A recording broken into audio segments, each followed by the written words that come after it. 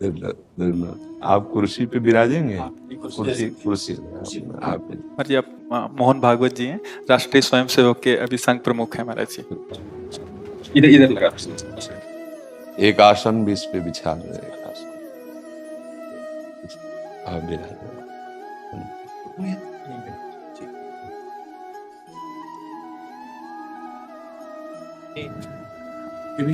हाँ, पहना दीजिए। राधा राधा। दे दी।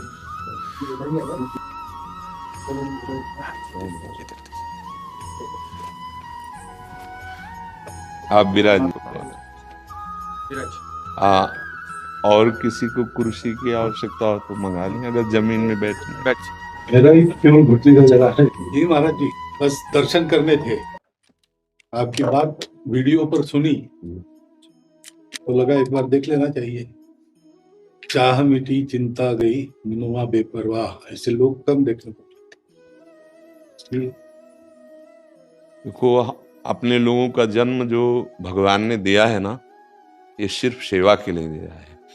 व्यवहार की सेवा और अध्यात्म की सेवा, ये दोनों सेवाएं अति अनिवार्य है।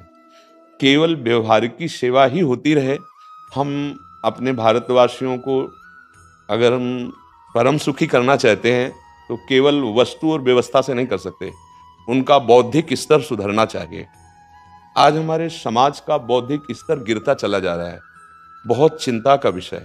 हम सुविधाएं दे देंगे, हम विविध प्रकार की भोग सामग्रियां दे देंगे, लेकिन उनके हृदय की जो मलिनता है, जो हिंसात्मक वृत्ति है, जो अपवित्र बुद्धि है, ये जब तक ठीक नहीं होगी तब तक हमारा देश धार्मिक देश है, हमारे यहाँ धर्म की प्रधानता है। तो इसी बात को बार बार हम सबसे निवेदन करते हैं कि ये जो हमारी नई पीढ़ी है, इसी से हमारे राष्ट्र की रक्षा करने वाले प्रकट होते हैं। जो विद्यार्थी जन है, उन्हीं में कोई एमएलए बनता है, उन्हीं में कोई सांसद बनता है, उन्हीं में कोई मुख्यमंत्री बनता है, उन्हीं में कोई राष्ट्रपति या प्रधानमंत्री उन्हीं में अपने लोग भी सब थे।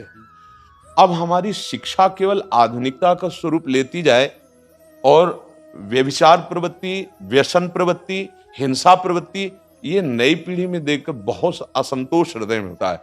इसीलिए कितनी भी शरीर में पीड़ा हो, हम प्रयास करते हैं जितने से जितने सामने हमारे भगवत स्वरूप जन आते हैं, पहले बुद्धि शुद्ध होनी चाहिए। मय्येव मन आदत्स्व मयि बुद्धिम निवेश है, तो निवशिष्यति मय्येव अत ऊर्ध्वम न संशया, तू मेरे में ही निवास करेगा, अर्थात भगवदानंद में। अविनाशी जीव कभी भोग विलास में तृप्त हो ही नहीं सकता। हम अगर अपने राष्ट्र की विशेष सेवा, तो हमारे धर्म का परिचय जैसा आप जन करते हैं, धर्म का हमारा क्या स्वरूप है, हमारे जीवन का लक्ष्य क्या है। हमें जितना राम जी प्रिय हैं, कृष्ण जी प्रिय हैं, उतने ही भारत देश हमारे लिए प्रिय है।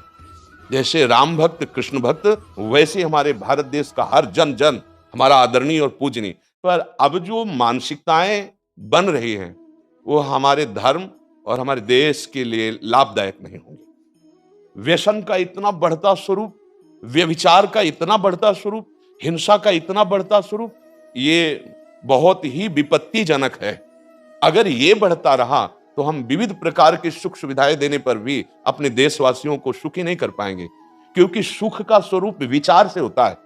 सुख और दुख की स्थिति सत्य नहीं है, आगमा पाइनो अनित्यास, लेकिन हमारा विचार और विचार हमारा गंदा हो रहा है। बस हमारा उद्देश्य यही है कि हमारे देशवासियों का विचार शुद्ध होना चाहिए। अगर विचार शुद्ध है तो राष्ट्र प्रियता, जन सेवा, समाज सेवा, ये सब स्वाभाविक होने लगेगा। और विचार अशुद्ध है तो सुविधाएं बहुत हैं, उनका दुरुपयोग हो रहा है। तो बस आप सबसे बड़े बड़े जो उपदेष्टा जन हैं, जो बड़े बड़े धर्म की रक्षा के लिए भगवान ने जिनको भेजा है, उन सबसे यही प्रार्थना है कि सब व्यवस्था करते हुए हमारे देशवासियों की बुद्धि अध्यात्म को समझे। बिना अध्यात्म को समझे दुख सुख की समानता बिना किए परम सुख का अनुभव हो ही नहीं सकता। इस मायाकृत भोग पदार्थों को भगवान ने दुख योनया कहा है। मानो एक बोर्ड लगा दिया, दुखालयम अशाश्वतम। और हम सब यही चाहते हैं कि लौकिक भोगों को भोगने से ही हमारा राष्ट्र सुखी हो जाएगा या हम सुखी हो जाएंगे। नहीं, लौकिक भोगों को पूजन सामग्री बना करके और साध्य सच्चिदानंद प्रभु को रखा जाए तो आनंद की उमंगन हो जाएगी। बहुत सुंदर मानव जीवन का स्वरूप है, जिसे देव दुर्लभ कहा गया। दुर्लभो मानुषो देहो लेकिन क्या दुर्लभता शब्द स्पर्श रूप रस गंध इन्हीं विषय के भोगने की या इन्हीं सुविधाओं के लिए दुर्लभ कहा गया? दुर्लभ है किसी सच्चिदानंद सुख के लिए। और उस सुख को तो हम भूले हुए एकदम बहते हुए शब्द स्पर्श रूप रस गंध के प्रवाह में चले जा रहे हैं और इसी को सौभाग्य समझ रहे हैं कि हमें सुख प्राप्त हो रहा है। नहीं, हम सबसे प्रार्थना करते हैं कि आप अपने धर्म को समझिए। आप अपने स्वा को जहां जहां स्थापित करते चले जा रहे हैं, आप उसे गंदा करते चले जा रहे हैं। मदिरा में, हिंसा में, द्यूत कीड़ा में, बेविचार में, इसे दोष नहीं समझा जा रहा आज। और हमारे शास्त्र और हमारा धर्म इसको निषेध करता है। कलयुग की स्थिति बताई गई है। छोटे छोटे बच्चे व्यसन करने में लग गए। आज स्कूली विद्यार्थी जिनको ब्रह्मचर्य से पुष्ट होना चाहिए, वो ब्रह्मचर्य नष्ट कर रहे हैं। ये बड़ा चिंता का विषय है। हमारे देश के लिए जो जवान चाहिए, हमारे देश के लिए जो भक्ति चाहिए, उसमें बुद्धि और शरीर बल दोनों होना चाहिए। शरीर बल क्षीण हो रहा है क्योंकि व्यभिचार प्रवृत्ति में बहुत कमजोर अवस्था में, जैसे गेहूं की फसल है और गलेथ में काट ली जाए तो न दाना मिलेगा न सही भूस मिलेगा। ऐसे ही 20 वर्ष की अवस्था तक यदि ब्रह्मचर्य नष्ट कर दिया जाए तो वो गृहस्थ के योग्य में नहीं रह सकता। राष्ट्र सेवा की क्या बात है। हमारे राष्ट्र सेवा के लिए बहुत विशाल हृदय की आवश्यकता है। हमारे शरीर को बहुत स्वस्थ रखने की आवश्यकता है, तभी हम समाज सेवा, राष्ट्र सेवा। तो शरीर और बुद्धि दोनों का स्वस्थ होना बहुत आवश्यक है। तो शरीर को तो नष्ट किया जा रहा है विषय भोगों में। लोग समझने लगे हैं कि मांस खाने से हमारा स्वास्थ्य अच्छा रहेगा, हम बलवान बनेंगे। अध्यात्म बल नहीं तो तेरे शरीर की चर्बी बढ़ा ले, लेकिन तू न काम पर विजय प्राप्त कर सकता, न क्रोध पर, न लोभ पर, न मोह पर, न हिंसा पर। फिर क्या जीवन।